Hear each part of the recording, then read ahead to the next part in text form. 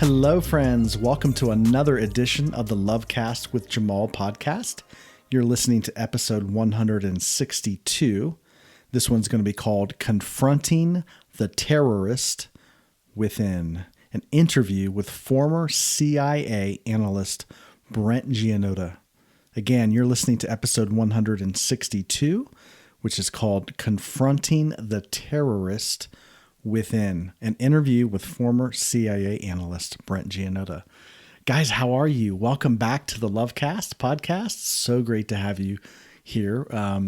Always enjoy hearing from the listeners. We've had a stellar last few episodes with some great people bringing some much needed perspective, and that is no exception for this episode. I have actually been looking forward to sharing this conversation I had just a few weeks ago with an actual former CIA agent, operative analyst by the name of Brent Giannotta.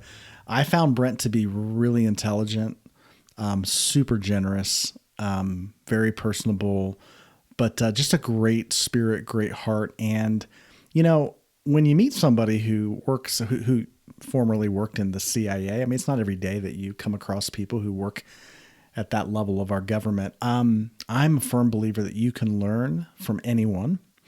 And for me, I am fascinated by the things that people at the highest levels of our government and business, just the things they're exposed to and the things they deal with on a regular day in, day out basis are really things that we can all learn from. And I was specifically intrigued with Brent. I don't want to get too much. I mean, you'll hear more about him when we get into the interview. But Brent worked for the CIA for a number of years. I think it was like 2010 to 2015. And then he's now a writer. Brent actually wrote an op-ed in the Los Angeles Times. And that's a very significant publication. But he made some really controversial claims in that op-ed. And basically he worked in counterterrorism in the CIA for the years he worked for the CIA. And he really studied and learned the psychology of terrorism, or the mindset of terrorism, the framework of terrorism that a person operates from. And he made a connection that we tend to think of terrorism as being out there, amongst other people. But he drew the comparison to the way we think, even here in this country, the way we're taught to see the world, specifically how we're taught to see the world through this lens of good and evil, black and white, right and wrong. And what he discovered and made the connection that a lot of our discourse and the way we're taught to see the world is actually the same basis and roots for what he discovered as far as the mindset of international terrorism. It's actually not so foreign as we may think. It actually is a lot closer to home, even including in the way that we ourselves are trained to think. It was a fascinating conversation. I want to just kind of warn you before you listen to this conversation with Brent.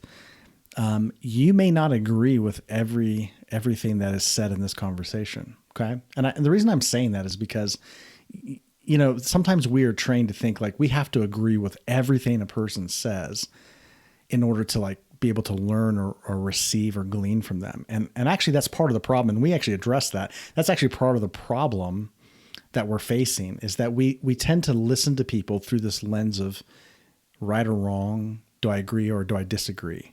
And I want to invite you, before we get into this conversation, I want to invite you to just kind of turn that right and wrong, kind of like, do I agree or do I disagree with what he's saying? Just turn that off. I know it's there. We're programmed with it, but we want to just listen to understand.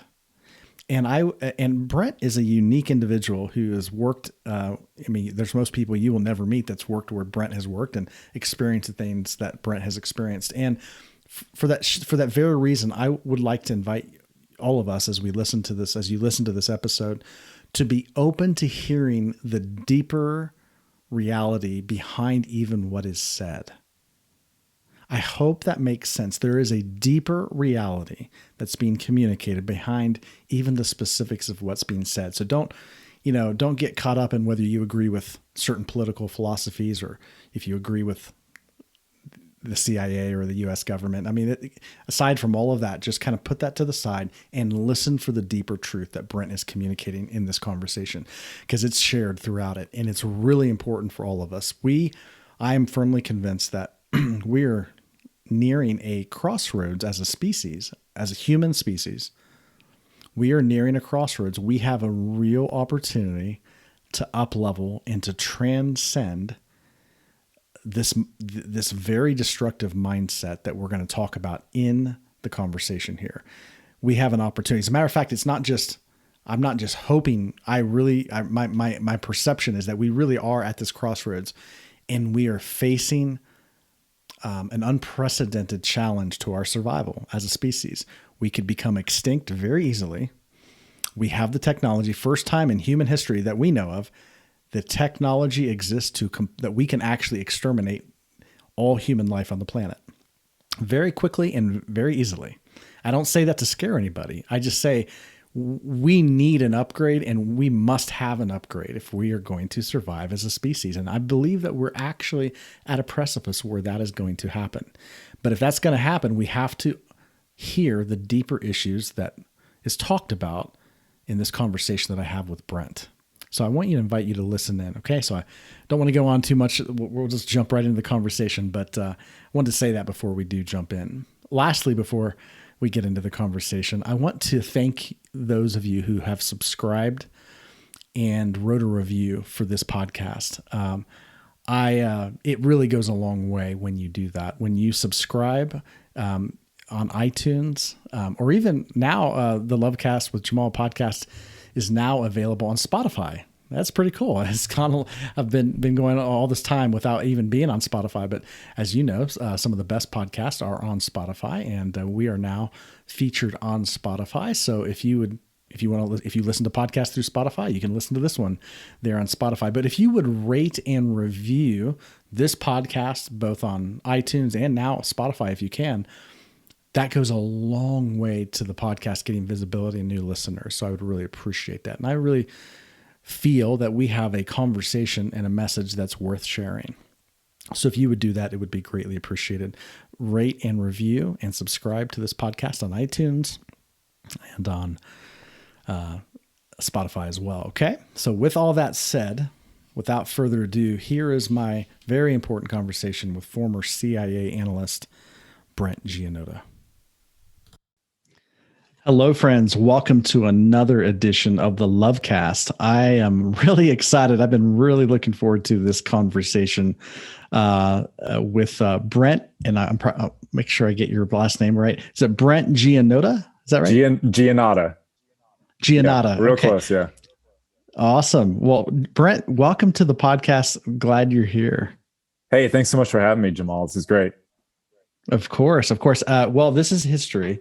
We're making history today because I don't think we've ever had a former CIA analyst on the show before. So you're the first. Oh, great. It's nice to be the first.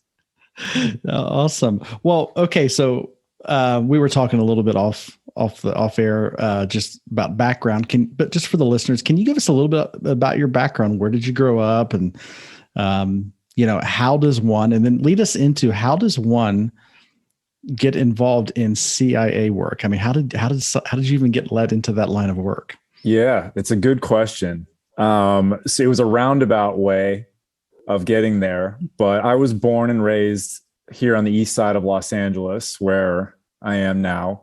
And like I mentioned to you before we started recording, my parents are both from Detroit, Michigan, which is actually relevant to this story. So I went to USC here in downtown LA, and I studied international relations. And I am 41 years old. So that means when 9/11 happened, I was a junior in college, and I had already declared my major as international relations. And so when I'm sitting on my couch in my fraternity house and we're watching the building smolder and then fall, and then the news put on a photo of Osama bin Laden, all of my buddies looked at me and asked me, who is that guy? And I didn't know. And I felt really mortified that I couldn't help these guys out in their moment of need. And so that just launched me into reading the newspaper every single morning, trying to learn as much as I could about the Middle East and about this thing that just happened that felt like the biggest thing in the world, and probably would be the biggest thing in the world for a long time. I started taking Arabic classes, and going to the library and reading every book on Saudi Arabia and on Islamic movements as I get my hands on. And that took me to Egypt. I moved to Egypt for a year, and I got a graduate degree in Middle East studies. And so I came back to the States.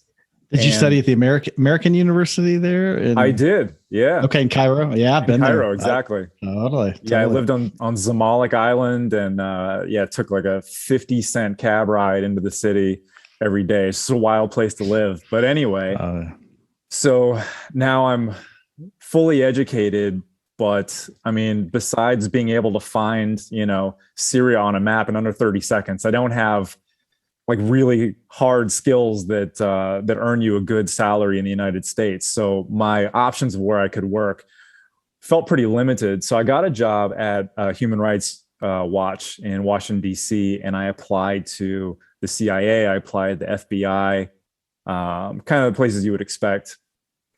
And I got a rejection letter, actually. Said thanks, but no thanks. I'm like, all right, that didn't work out.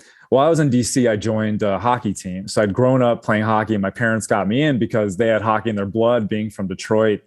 And so on my hockey team in Washington, DC, I met a guy who was pretty high up in the CIA. And I told him, like, you guys just rejected me, but my Arabic's pretty good. And he's like, send me your resume. And then it was all back on. So it shows you that it's not as meritocratic as we all would like the government to be. It's really also who you know, just like anything else. So I just got immensely lucky. And about 2 years later, I started in the summer of 2010. And that's how I got there. Amazing. Absolutely amazing. What was it when you first got, just immersed into the CIA culture? Did anything surprise you? Was it what you expected? I think probably from the outside, most people have this glamorized idea of what it is and kind of work that people do. But what was it really like getting into that line of work? Mm-hmm. So one thing that surprised me is if you think of the movie Office Space, where like the printer jams, like right when you need it not to jam, like that happens, and all sorts of things. Those little like office annoyances where you have, a boss who is kind of ridiculous, and you just have, a bunch of egos that kind of get in the way of doing like really important work where like literally lives are on the line. That all happens, and it's insane, and it's silly, and it's infuriating. But, just the lesson is that the CIA is a human institution with all the human frailty, just like anywhere else. There's office politics and all sorts of different types of politics. And so the ordinariness of working there was something that was kind of jarring. And as CIA analysts, we have a ton of autonomy. They just let us go. They're like, here's a ton of databases and search engines and all the information that we could take from everywhere we can access. Find it, like find the problem, find the threat, find the thing that we should all be scared about and concerned about, and then try to come up with like, ways that we could mitigate that stuff.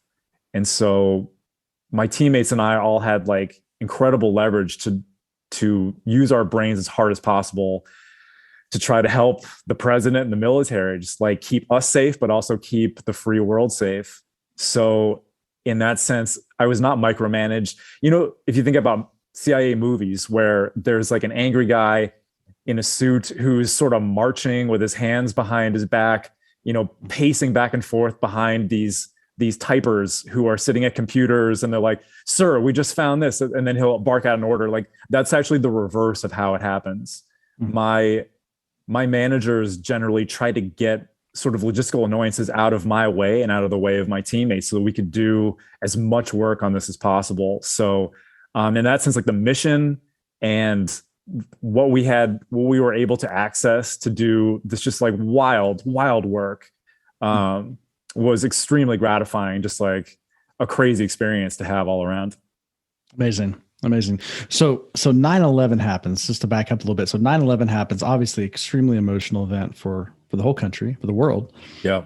I remember, I think everybody remembers that, if obviously if we're old enough, we can remember where we were. It's one of those historic events that it just stops you in your tracks. So for you, that led to wanting to learn Arabic, Islamic, probably back, studies, things like that, led you to the Middle East, spent some time there. What was as this was developing, it's probably curiosity, probably wanting to get a handle on what is actually happening in the world, but what was the motivation for you personally? Like what did you want to accomplish through this endeavor, going to the Middle East, and then eventually applying to these government institutions like the FBI, CIA? What was your main objective? Yeah, it's a great question. I remember that day, I had a couple buddies who their reaction to seeing the towers fall was anger and sort of this innate, like visceral urging toward retribution of some kind. Sure. And sure. I didn't feel that as much. What I felt was like I didn't understand humans. Like I didn't even understand my own species, that there was this strain of like incredibly strong motivation to do something that is completely out of my personal constitution, out of my code of morals, but clearly fell squarely in someone else's, not only another person like Osama, but I mean, he had a whole team, and KSM, Khalid Sheikh Mohammed, who planned the attack, he had a whole team of people who fully, they dedicated themselves to this to a degree that I never dedicated myself to anything. They would give their lives for this thing. The fact that I didn't understand that kind of psychology, I felt badly about myself, as if I've been living this privileged life and could, live a long life and die without having to know this. But because this is going on the other side of the world, but these are humans just like me and just like you, and they've got this concept, this narrative of how the world is. It is so different from me. And I couldn't believe that I didn't even have a hint that was going on. And so I can't really explain why, but I took like an intellectual turn toward this whole thing. And as far as what I wanted to accomplish, I mean, first I wanted to fully understand it on an intellectual level. I figured I wouldn't be able to help forge a solution until I got into that point. I figured it would take a while. And I mean, it happened in 2001, and I graduated in 2004, and then I went to grad school, popped out of grad school in 2007. So I mean, this is already, more than half a decade that I dedicated to this. And I wanted to, I don't know, I mean, you could call it hubris, but I thought that I could actually help fix whatever problem this was, and like help the United States deflate the violence attached to this and sort of pull up some of the air out of this sort of hatred-based ideology. Yes, hatred-based. That's I think great word for it. Hatred-based ideology. What I find fascinating about what you're saying here is, and this is so different. I remember obviously the initial aftermath of 9/11, people, I think we want to know who's responsible. We want to get revenge, right? Mm-hmm. Retribution. It's very natural. Yep. Human behavior. So lots of people, join the military, where do we sign up to drop the bombs and shoot the bullets and that kind of thing. For you though, I find it fascinating that was not your response, because I think that's not a common response. Your inclination was to understand how can human beings do this? How can human beings resort to this? So you want to understand the situation a bit further. I think it's really beautiful. To me, it's a non-egoic response in my understanding. And response of ego is just act out of anger. Again, that's natural. It's normal. It's human. Not to demonize it, but to go beyond it, right? In conversation, to really go beyond it and to say, okay, I want to understand, as opposed to just labeling something as this is my enemy, I want to kill them.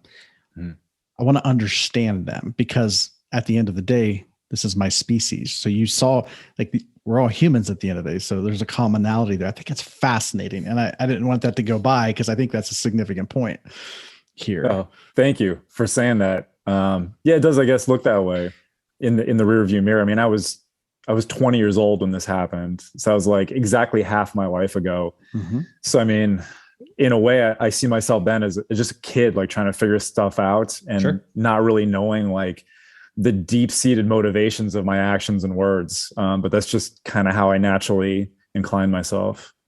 Sure. Totally. Amazing. So you get, obviously so now the goal is to understand. And so that led you into the work as an analyst with the CIA, and you studied counterterrorism. Is that correct, for a number of years?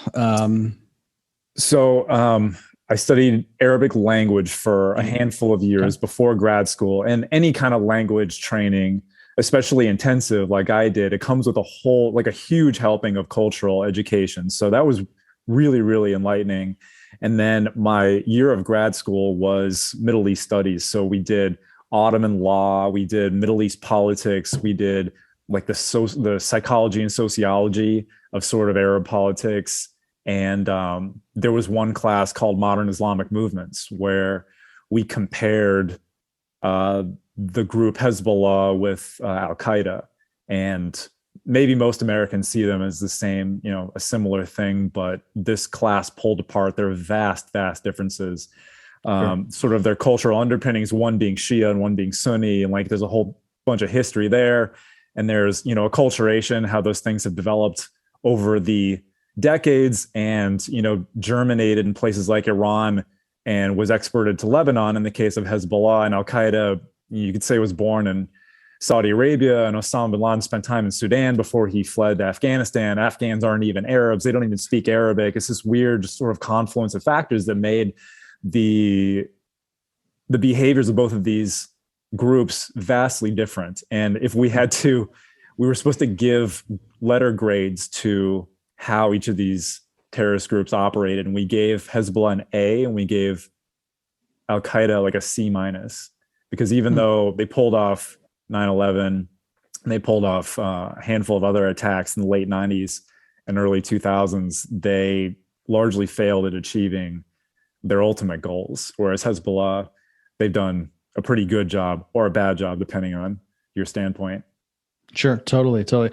Yes. I think most people lump all these groups in together. I grew up, my dad, comes from a Muslim background. So, and my dad's side of the family, we're all Shia background folks. Mm-hmm. So I grew up hearing the stories of the persecution and, more the sense of being in the minority in the Muslim world, and so there was that sense of, fighting back against the oppressors, and that really, I can't speak for Hezbollah, but I imagine they carry that religious underpinning of being the victims of the majority of their own religion, even, but that I think shapes the outlook and how they would view other things in the world. Yep, for sure. Absolutely. Yeah.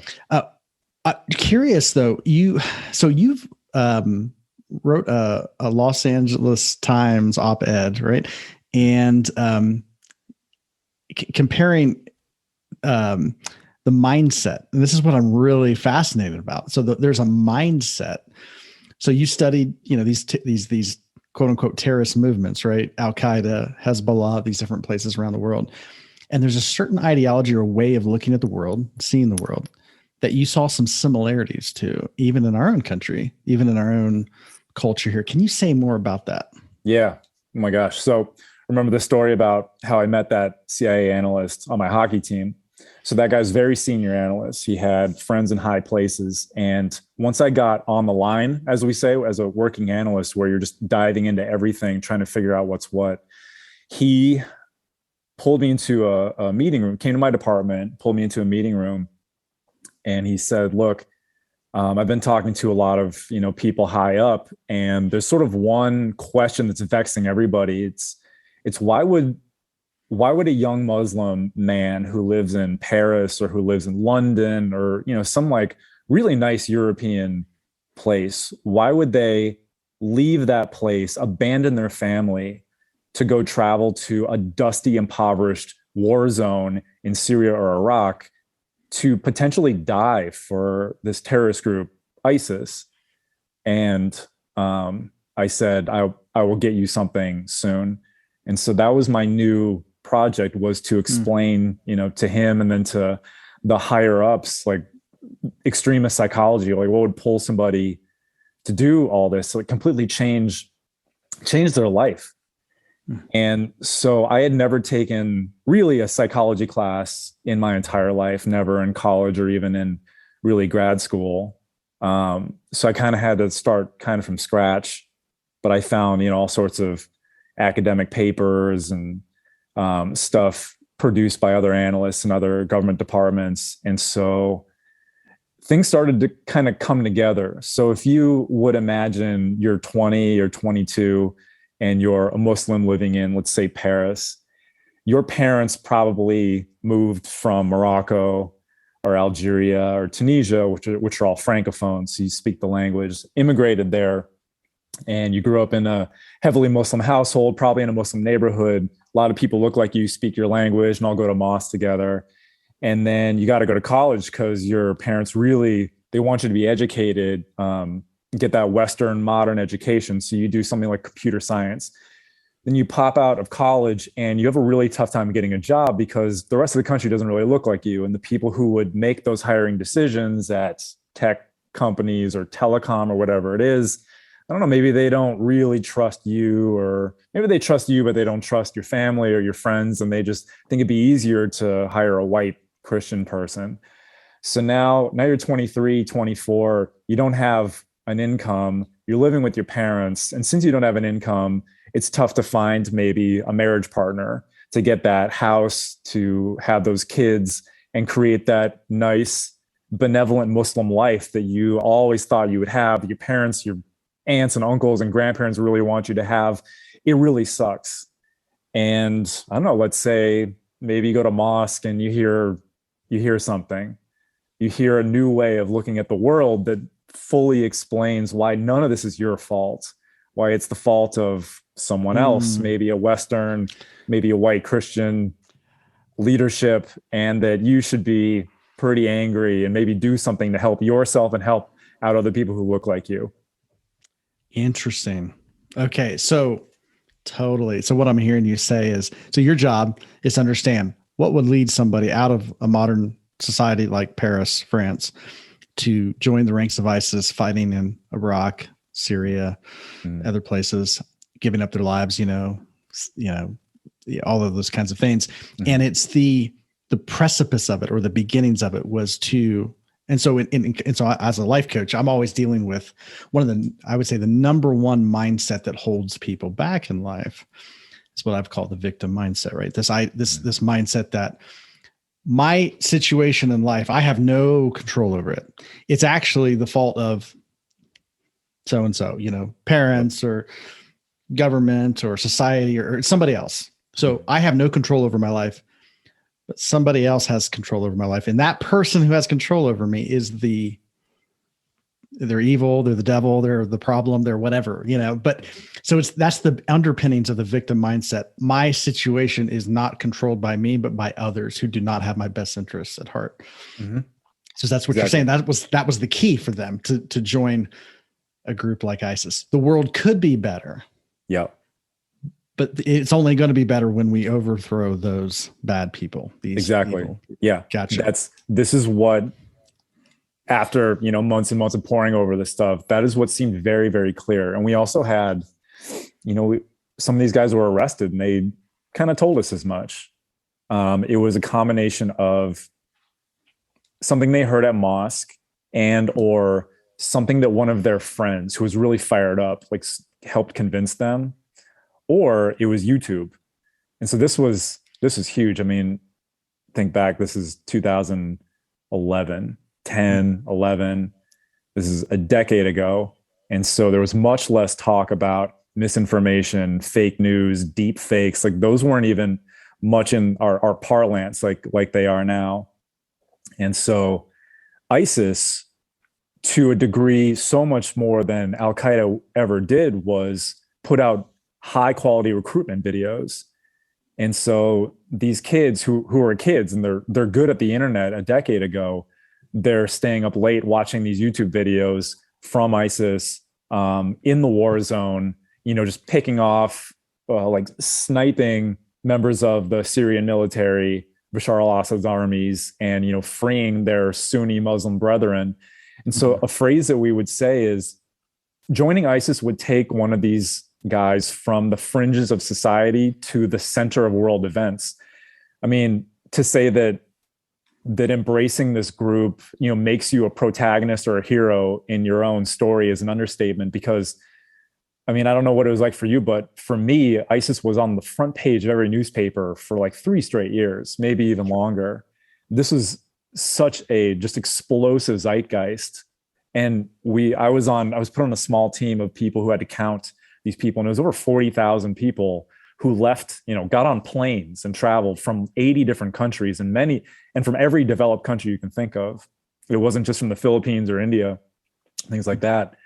This was immensely powerful. And so the problems with YouTube and the problems with sort of not having the life that you thought you would or that your parents wanted you to have is not gone. It is here with us in the United States. And so you put those two extremely powerful things together and you add this victimized mindset, as you brought up, which is fully available for you to, consume all over digital media. It wasn't a surprise at all that something like January 6th would happen, or that we have just intense political rancor in our country and that it hasn't abated at all. Well, I'm glad you brought that up, because one of the things, okay, obviously it's easy to see it half a world away. You look in, really extreme situations in the Middle East, and you have ISIS and Al Qaeda and all of these groups recruiting, playing upon the victim mindset so victim mindset isn't anything new. This has been a human dilemma for, probably as far back as history goes. Yeah, totally. But I think when our society sees something happening in the news or sees something happening internationally, we tend to react to it. I'm convinced, though, and I tell this in my work with people as a coach, whatever we're reacting to out here, when I have this visceral reaction, it's typically because it's mirroring some aspect that we're unwilling or unable to see in ourselves as an individual person, as society. When I look, it's not hard. We have a very polarized country in the United States. It's often billed as conservative versus liberal, Democrats, Republicans. But this victim mindset is, and I would love to hear your thoughts on this, seems to be extremely prevalent in both political ideologies. Obviously, if you have a Democrat in the White House or in controlling Congress, then the Republicans are victims, and we have to oppose, and they're evil and they're bad, and we must get rid of them, or we must do, obviously it's, it's traditionally not been built in the sense of these are enemies and we must destroy them. It's starting to get to that point, but the same framework is there of these are people who don't have the best interests of the country or society at large at heart. These are really evil people. But I see the other side, obviously on the Democratic side, say the same things about the Republicans and about conservatives. And, it's this good versus evil language and framework. Is that not the basis of terrorism? Yeah, it is. It's the basis of terrorism, extremism, even violence, crime. It's totally. It's got a connection to all these things, to much of, human suffering. So this is also, it's not just, I think what I love people to understand is that this isn't just happening in the Middle East somewhere. This is in our own backyard, but it's the political apparatus takes advantage of it. But it's, and I heard, anger and victimization are great political forces that you can capitalize on to create a movement if you want to get in power, but they don't solve anything. So I'm curious, you started seeing the connect. When did you start seeing the connections? Because I think that's the basis of your Los Angeles Times op-ed, right? That the basis of terrorism and studying these terrorist organizations and doing counterterrorism work in the CIA has led you to see that the same mindset exists in our own political system. Is that correct? Yes. Yeah, absolutely. So think about the world before January 6th, because that was like a seminal turning point, I think, in this whole conversation. So back then, I was, like many of people who've studied what I've studied, we were focused on right-wing militia groups, Proud Boys and like 3%ers, and these guys were all hearing about in the news. But I was looking at them, and I didn't see the correlations that a lot of other people saw, because to me, those groups, they felt very, very performative, that it was far, far less about enacting terrorist violence than men, down and out men, sort of aggrieved, victimization minded men, gaining like a community by performing as, you know, a born again sort of soldier in a war that like hasn't started yet. There was so much rhetoric going back and forth out in public between these guys that didn't really strike me as very similar to what I heard of Al-Qaeda and ISIS terrorists. Sure. It felt of a different piece. But when January 6th happened, is when like I could see in those the protesters' eyes and in the fury that they took to our Capitol building. That is what I felt when I was studying Islamic extremism, where it looks like brainwashing from the outside. For someone not immersed in that mindset, it looks like these people are fully brainwashed.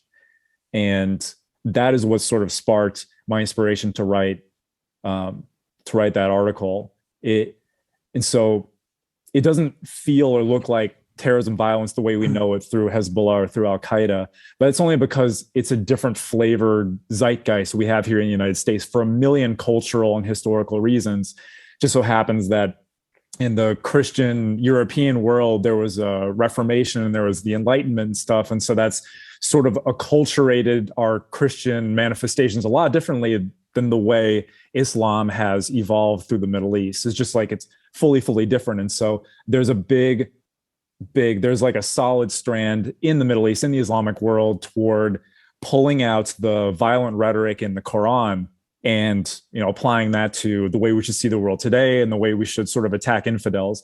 In United States Christianity, it's not really that way. It's much more intertwined with our political system, sort of as it operates now, and seeing, you know, the other side as the enemy, you can attack them through your own rhetoric by making sort of liberals upset that is like scoring points. You don't need to blow up a building, and you don't need to murder, you know, 10 or 20 or 200 of them to make your point. It's that maybe thank God the internet allows us to sort of hash much of this war out without having taken actual lives. That's fascinating perspective.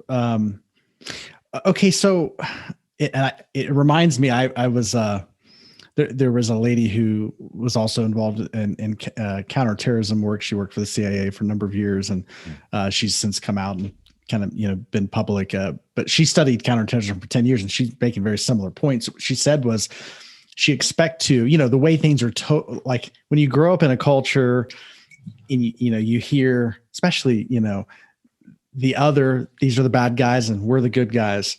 And this is a struggle against good versus evil. And again, our culture rooted in, and obviously this is just human nature and human behavior, but religion, you know, really emphasizes, and a lot of our religious, whether it's Islam or Christianity, it doesn't really happen. It's built upon the same premise of good and evil, good versus evil kind of a thing. So we unconsciously are programmed to see the world through those lenses: good, bad, good versus evil. So if you're good and there's evil, there's only really one solution. Yeah. That good has to overcome evil through defeat, and that's the language of warfare, and it's a militaristic mindset. Well, she, as this lady in the CIA, had the same conclusion. She said, well, that's how I just assumed that's the way the world works. And she goes, until I started talking, she was kind of like I think had done some like embedded work as a journalist to try to interview these folks to gain information, to learn how they think. She said, not one time did I sit down with a quote unquote terrorist who felt like a terrorist.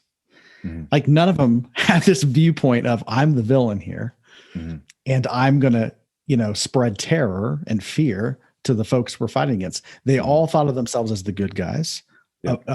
combating the evil, trying to, their cause was righteous and just, and they were defending the weak and they're defending their people. And her point was, wait, they think just like we do. Yep. It's the same mindset. It's the same across the board. And so she came to the conclusion, there are no bad people. There are no bad guys out there. But the solution, the key to peace was to actually go beyond that framework, that mental construct. I thought that was fascinating. Yeah. But so what we see on the news is still, my observation is so much comes through that narrative, that storybook narrative of we're the good guys and they're the bad guys. Yep. So I'd love to get your take. Okay. Cause that to me, so even we have a new conflict in the global scene, right? With Russia and Ukraine. Mm-hmm. What is your perspective? Like, what do people, I guess the question would be, what would you like people, the American public, to understand about this conflict that maybe what's the narrative we're missing here? That maybe we're not just getting in the news cycles. So glad you asked that, because, and every report seems to be just a rehashing of what we talked about yesterday. My take on this, that I'm not hearing enough, is that this is like largely our fault. The United States and the Western world made a very bad calculation about 20 years ago when Putin took power, and he showed us who he was. In the early 2000s, he invaded Chechnya and Georgia, and he destroyed their major cities because he felt, encroachment into his, what we call sphere of influence in foreign affairs. And yet we didn't do much as the Western world because we wanted to keep the peace, which is important. But Russia is also a major, major exporter of gas and oil. And if we were to go really hard at Putin's Russia back then, 20 years ago, 15 years ago, we would have introduced chaos into the oil markets, which really affects politics here in the United States. When they say that all politics is local, this is exactly what that means. Sure. And so we had a choice to make. We could have doubled down on our values, which are human liberty, protecting the unprotected, and trying to forge a safer world for the benefit of humanity, or short-term political and economic gain. And we chose the latter, and we chose wrong. This is the result of that decision, is this war in Ukraine, where that we can't stop it. We can't stop it. We can't militarily, kinetically engage Putin's Russia as the United States, because that will heighten nuclear tensions to a point where no one is comfortable. We have to sit back and watch Putin absolutely destroy this gigantic country of 40 million people. This is largely our fault. So that's a fascinating take. Yes. And you're right. I don't hear that perspective being presented. He showed us who he was in the early 2000s after a speech he gave in Germany, where he made himself sound like a liberal reformer. But I mean, each year after that, he got angrier and angrier at the West, at the United States, specifically with, again, like you mentioned, this victim mindset. I mean, he's a victim of his own mindset as well. The only difference is he's got a gigantic military and an economy to weaponize against the world. And this is his first major foray into doing that. Totally. Oh, well, thank you for sharing. That's super interesting perspective. What would you say to the perspective? And I've heard him, Putin make this case that, early on, he was open to the West. I think I even heard him say that he wanted to join NATO. Mm-hmm. He actually posed that question to, I think it was Bill Clinton at the time. And he viewed Chechens, like the conflict in Chechnya, as, okay, here are these Islamic extremist folks that are conducting terrorist acts. But then there was Western involvement in helping the Chechens to secede. And that's when he realized that, okay, we don't have a partner in the West. What would you say to that? Well, his labeling of Chechens as terrorists is just classic dehumanization of one's enemies, right? So if you look back at the genocide in Rwanda in 1994, there was direction given to the murderers through radio waves where the speaker labeled all the Tutsis as cockroaches. Yes, cockroaches, totally. cockroaches, so that you hear that enough times, dehumanizes your enemy and makes it much easier to kill. And was it like 1 million people, 800,000 people died in 100 days? Just like immense slaughter. So Putin's using this same playbook, which has been used for genocide, calling Chechens terrorists, and not having a partner in the West. I mean, I'm glad he saw it that way. I mean, so the United States, largely after 9/11, mostly under the Bush administration, I mean, there was some unideal rhetoric used against Islamic terrorists. I mean, we needed to stop this violence, but unfortunately for us, and unfortunately for the world, we used an overzealous, ham-handed response to it because of that rhetoric. We didn't see ourselves, we didn't see their humanity or ourselves in them.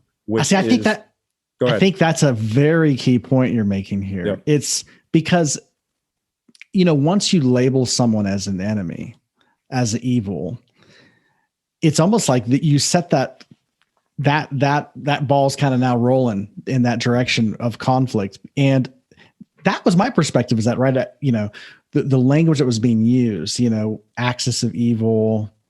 Now there's this opposition crusade, there's this language of almost holy war, almost the sense of like, what's really what you saw with the Islamic side of things, right? This jihad, this sense of righteous struggle, and but that's the language. And I personally, I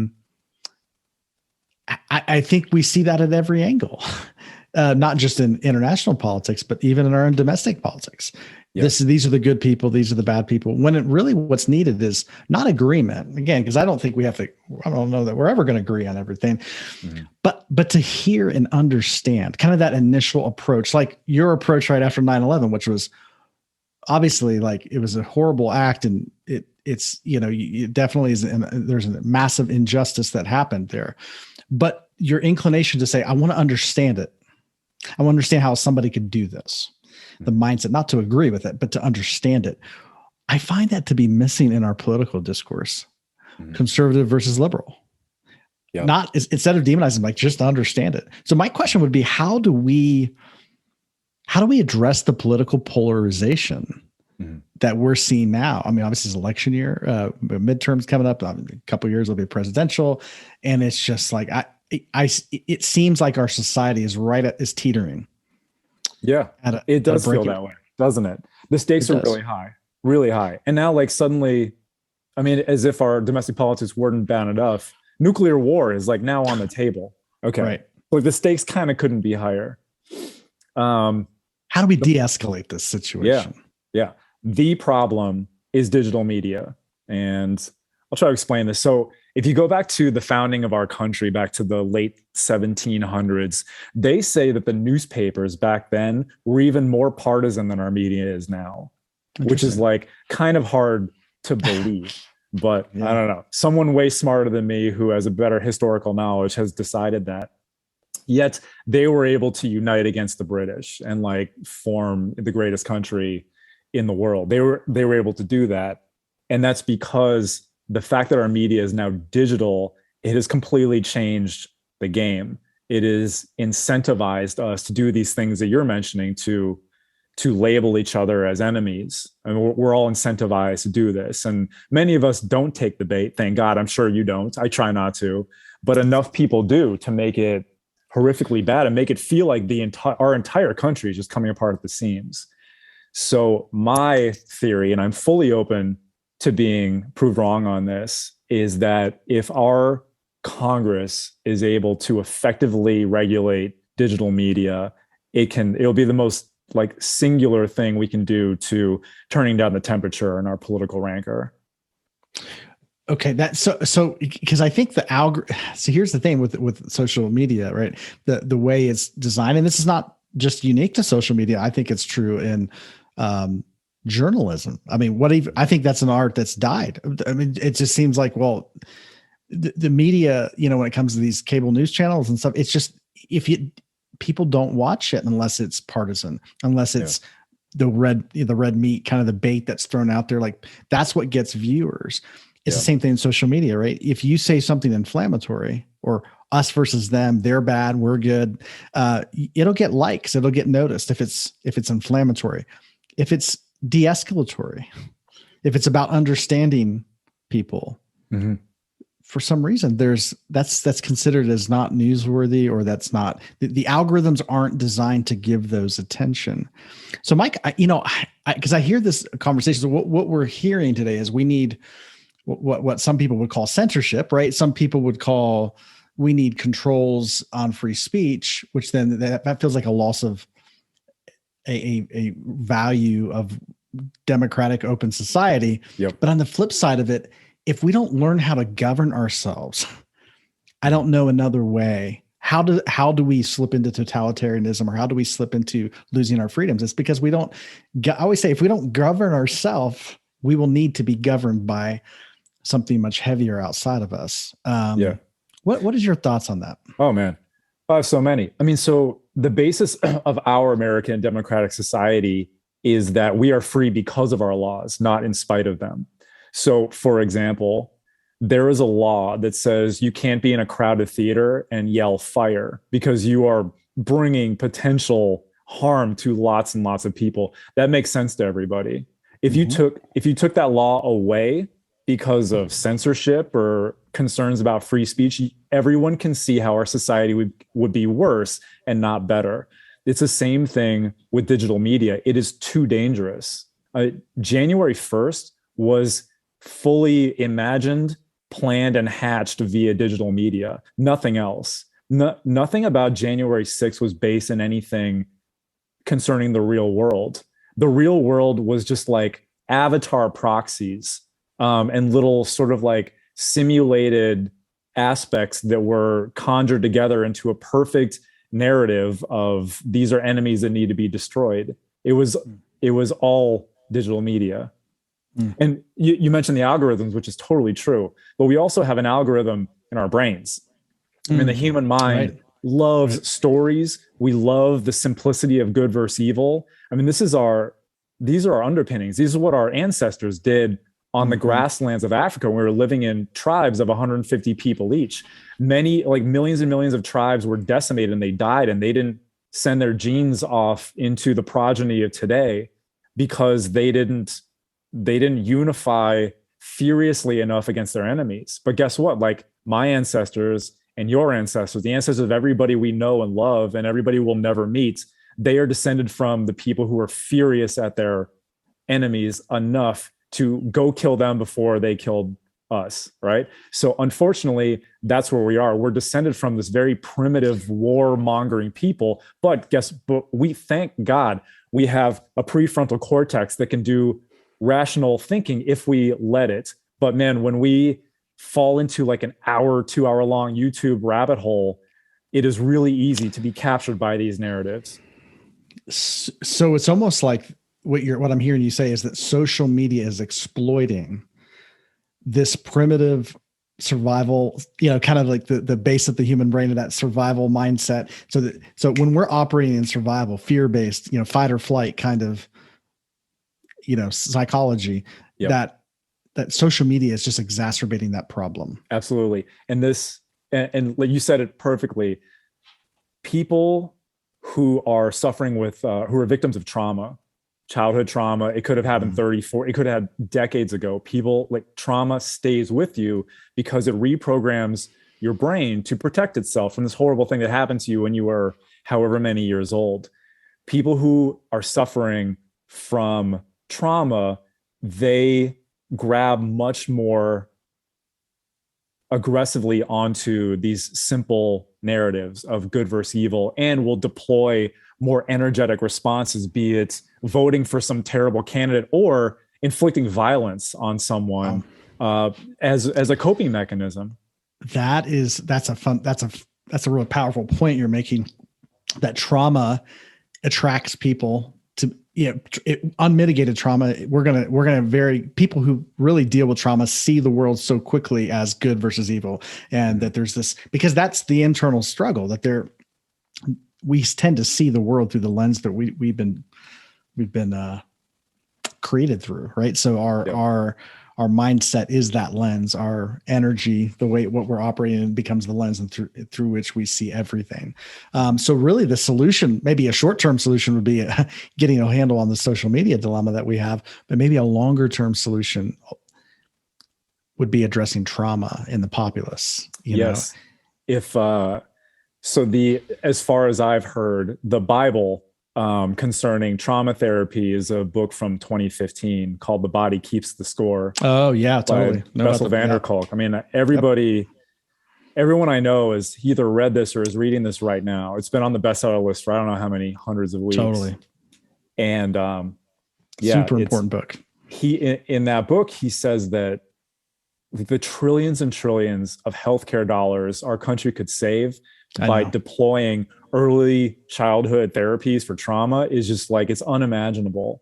And I mean, it gets to terrorism, it gets to January 6th, it gets to our political rancor. I mean, just how amazing our society would be if we could really like crack this code. Oh, 100%. And with each new war, I think about, how many people in Iraq have seen somebody murdered? How many people in Ukraine now, right? How many lives lost? I mean, that doesn't just go away. Every human being that has witnessed these things, they're carrying this energy in their body, and they're going to have children, and they're going to be, at a point where they're making decisions for their countries, and, moving to the tops of their business and government institutions. And that trauma is going to inform everything they do. Yep. So what's interesting about this is I actually recently watched this documentary. I thought it was fascinating. They said if you just look at human history, human tribes lived in about kind of what you're saying, like they get to a point about 150 people.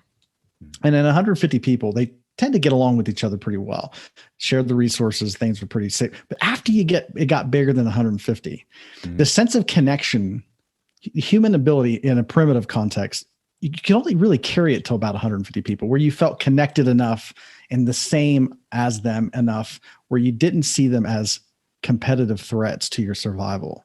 But once you get bigger than 150, we started seeing those. Then you started to see the others. These are the others to be opposed. And that's where war and conflict and all of these things started to develop. But there's been one society historically that's kind of bucked that trend. And they talked about seeing folks more from the East, right? Buddhist, or, East meaning like, India, the subcontinent, the China, like these people would like to put them into a religious category, but I don't even look at it like that as much as there was something about these communities that, because of the emphasis of going internal, turning the shift from the external to the internal, and overcoming your sense of victimization within, that they were able to feel connected and unified with everyone, not just their tribe. And that, to me, that was the solution for them to like, they were out conquering the world. I don't think you can look back in human history and say, oh yeah, remember that time India or the Buddhists conquered the world? They went in and we don't see it. Not yet. unless of course, there's a devolution of some sorts, but that mindset didn't lead to this militarization and conquering kind of, but we certainly have seen it from these cultures, and, whether it be Islamic or not to pick on, and there's some beautiful things about Islam. There's some beautiful things about Christianity in the West. So those aren't evil as well, but there's something about these underpinnings in these societies and groups that see good versus evil. Yeah. Is led to the militarization and constant warfare. Absolutely. It's not a coincidence at all that imperial nations have generally been of a Christian or Islamic, not even nations, just like movements, imperial movements, where good versus evil, we have to conquer the enemy or defeat the infidel, come mostly from Christian Islamic cultures and not from the East. I mean, so it gets back to how were these religions forged? I mean, both Islam, Christianity, and even Judaism, to an extent, were forged in tribal societies in the deserts of the Near East. And so we were just talking about tribes. It really helps, unfortunately, to get furiously angry at your enemies, get very scared, and sort of blame everything on them. That helps your tribe survive. And it also creates what I would consider a false sense of unity, right? I mean, look at after 9/11, our country was unified, right? I think George W. Bush had a 90% approval rating right after, like we're talking a month after 9/11. Yep. That changed. That didn't last, obviously, but is there a way that we can achieve unity without having an other that we have to scapegoat, demonize, oppose, right? Yeah. That's I think the $1 million question. It's a $1 million question. And I would love to propose that it is possible. At least I want the United States to try something. I want our leadership to try to revamp our foreign policy where our national project is twofold. One, it's actually achieving real equality here domestically, with, totally, 100%. Vis-a-vis marginalized communities that they can't come up because of all of these systemic obstacles placed in their way. But more broadly, to apply that to the rest of the world, like we probably should have, because of what our values actually mean. I mean, our Declaration of Independence says that everyone's created equal and should have life, like liberty, and the freedom to pursue happiness as they define it. Mm-hmm. Yet we've only seen the rest of the world that way, a few vanishing times. We've never been ambitious enough to like really bring that to bear. So, I mean, there's 200 countries in the world, and like more than half of them are run by authoritarian kleptocrats who are just kind of getting rich, and they're not really helping their people out. They help their people to the extent that it helps keep them in power. And so that means you've got like 3 to 4 billion people who just aren't really free, like in the sense that we understand that word. They're not free to go to a good school because that's only for elites. They're not allowed to get a bank loan to start a company because that's only for elites. That's only for the ruling party or the ruling family and all of their friends. I mean, this is the reality for most of the people of our species. And yet we don't really seem to care that much. We don't really worry about that, but we can and we should. And so back to your question of like, can we really unify? If we make this the American project of the 21st century, I think that people would get behind it. Oh my goodness.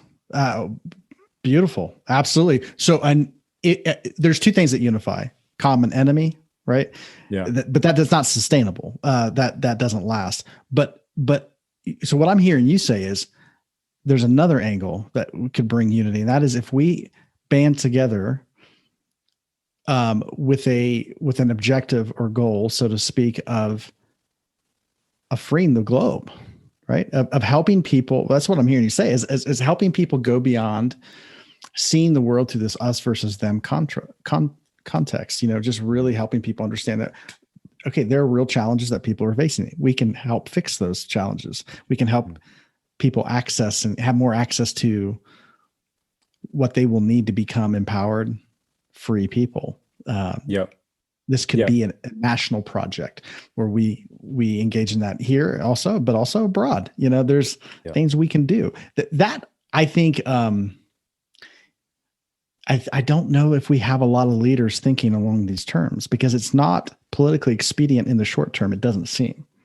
Yeah, but I think it could be. I mean, it could be. What if President Biden tomorrow gave a speech to this effect where he couched this project in stark American terms, like American values, like quote the Declaration of Independence as a justifiable undergirding of this project? I mean, I think for listeners, it's really easy to see how liberals would be on board with this, with like all the empathy and the, working for the marginalized communities. That's an easy sell, but I contend it's also an easy sell for people with a conservative 100%. constitution, because think about if we as a country and as sort of a free world where the developed, rich Western nations kind of banded together and were able to put sanctions on many more authoritarian leaders and then nudge their societies closer toward a sort of peaceful, democratic, whatever, how many billions of people would be uplifted to the point where they would become consumers of our companies and become, customers of the companies that we invest in and sort of like undergird our 401ks and whatnot. I mean, that's a gigantic economic boom. Then there's a security boom where you get leaders who are less likely to fall into the rhetoric of like a Venezuela or an Iran or a Russia or a China and think like, hey, maybe we should throw our lot in with the United States. Like their values sort of align with our values, and they're rich and they're evolved, and that's kind of how we would want to be.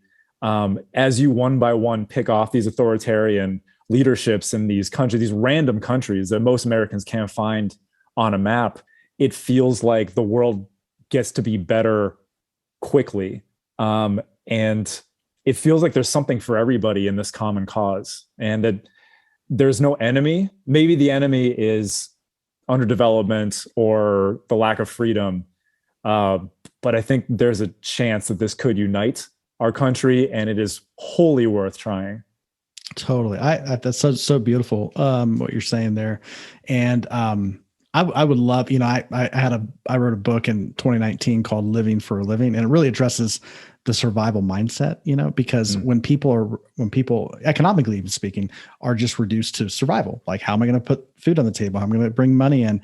We're more prone to fear-based, or, we're talking about fight or flight type mindsets. And every major war conflict I can think of going back to the beginning of history was about survival. Somebody felt threatened, whether they were the aggressor or not. They felt threatened in some way.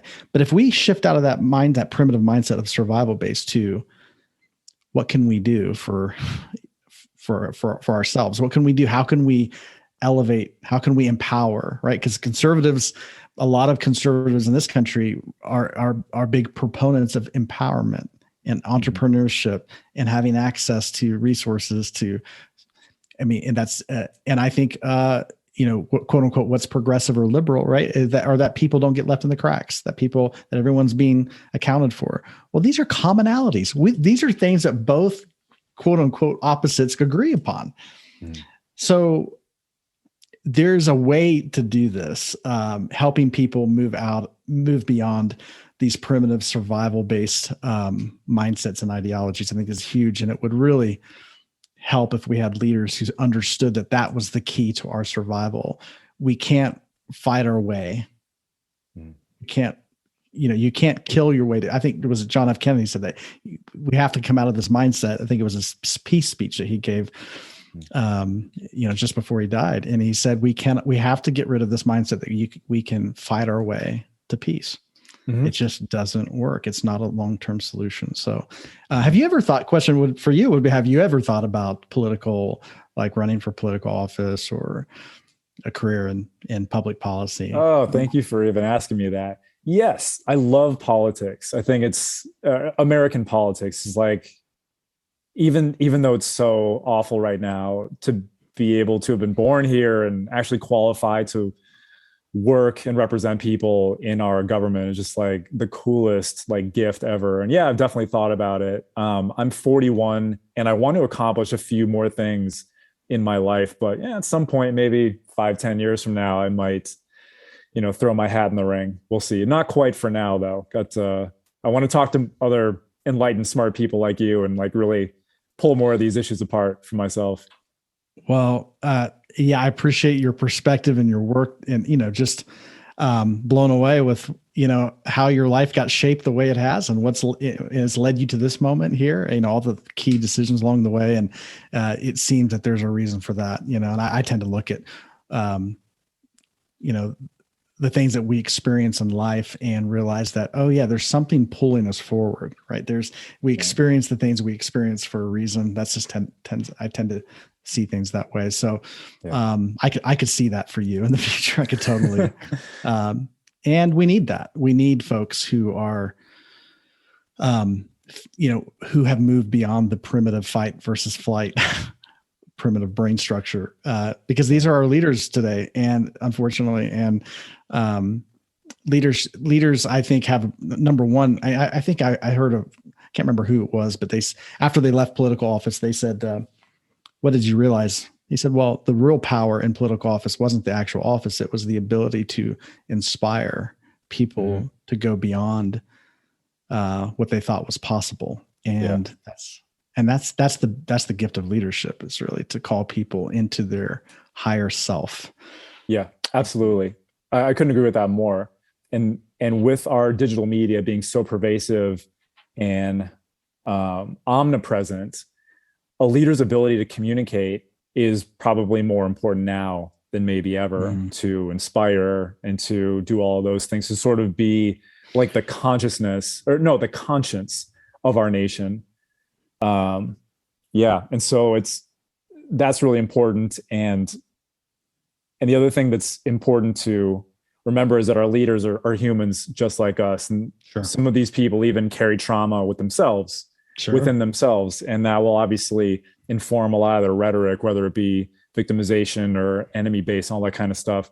And something else to keep in mind is that it doesn't require horrific trauma in one's childhood to manifest things like anxiety and depression. All you need is for one of your parents to sort of be a little less attentive to you than you would want them to be. And then you're trying to get their attention and you deploy different mechanisms to do so. Those things maybe work, maybe they don't, but you carry those into your adulthood.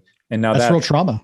It is real trauma. It's like a lower grade of it, but it's a much more common grade of it. And so like, we're talking about me running for office. Like I am lucky in 1,000 ways. And one of them is that I wasn't the victim of anything really bad. And so I sort of had what I see is like a psychological bandwidth to be able to even think about someone else's lot in life, and like, where is this bad rhetoric or bad behavior coming from? Like, maybe me being empathetic and being fascinated in their situation can bring me to a higher level of knowledge and wisdom and understanding why Osama bin Laden or a foreign fighter for ISIS would do what they would do. And maybe it's not because they're just born evil and they're a Muslim and that's it. Maybe there's something to be learned from that. And it turns out that, they probably had something crappy in their childhood happen, just like literally most of us here in the United States have too. Okay. So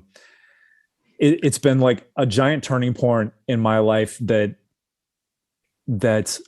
engaging in self-reflection is like the antidote to all of this. And someone it's the antidote, someone who is a good versus evil world type of person, they clearly haven't quite done that yet, because you don't see the humanity in your enemies, and you don't see that they are cut from the same cloth as you. And so trauma prevents us from seeing that.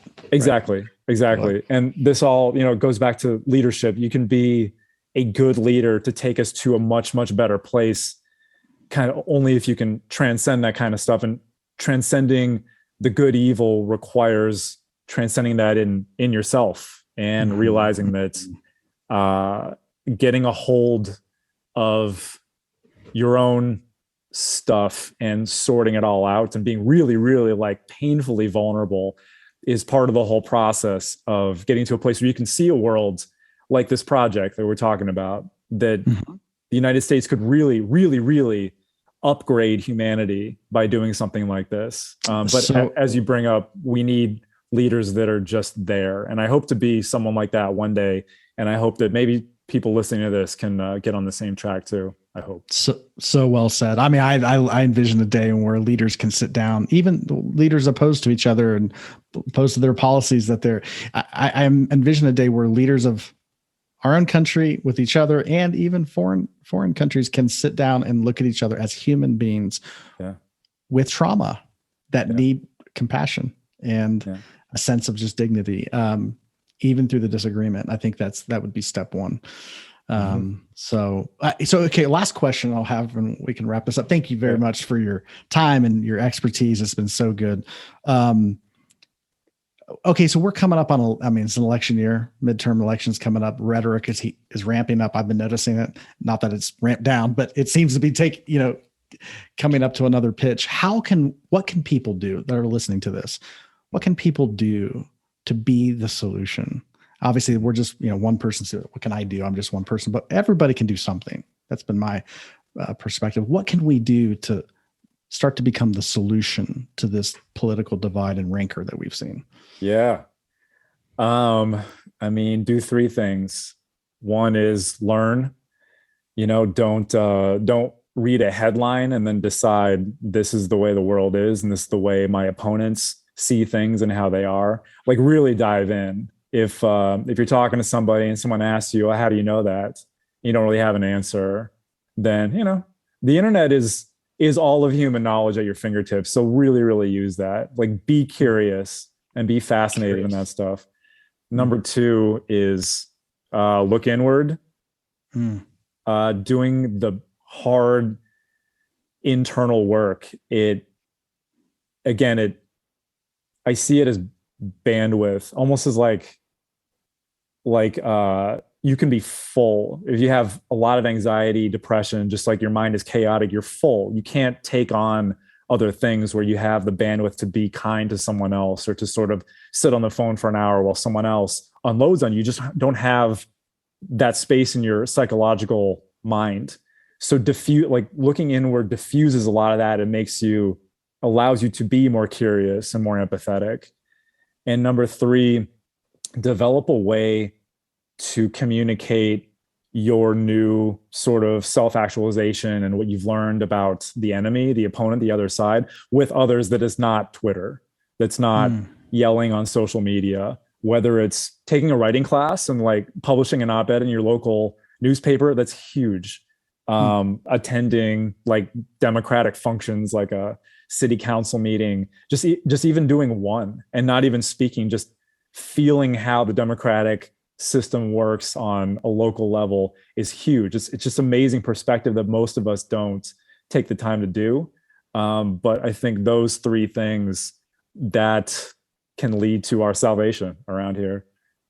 Amazing. So well said. Thank you so much, Brent, for your time. And it's been a great conversation. And to the listeners, appreciate you guys tuning in as always. And my heart is that you would take those three things that Brent just shared, that you would take that to heart. These are things that we can all do to diffuse the environment that we find ourselves in and start to become the solution to the problem, because no one's coming to save us. It's going to be us. It's all on us. It's all on us. Yeah. But Jamal, thank you so much for having me. This has been awesome. I've been on podcasts before, but none have gotten to this point where we've been able to talk about this really ambitious stuff. You're a really, really thoughtful guy and you're really good at this. I'm really glad you're doing this and I hope you do it for a long time. Oh, thank you, Brent. I appreciate your encouragement. It means a lot. Yeah. So awesome. Likewise. I feel the same way about you. So thank you for being with us. And until next time, guys, take care. Bye-bye.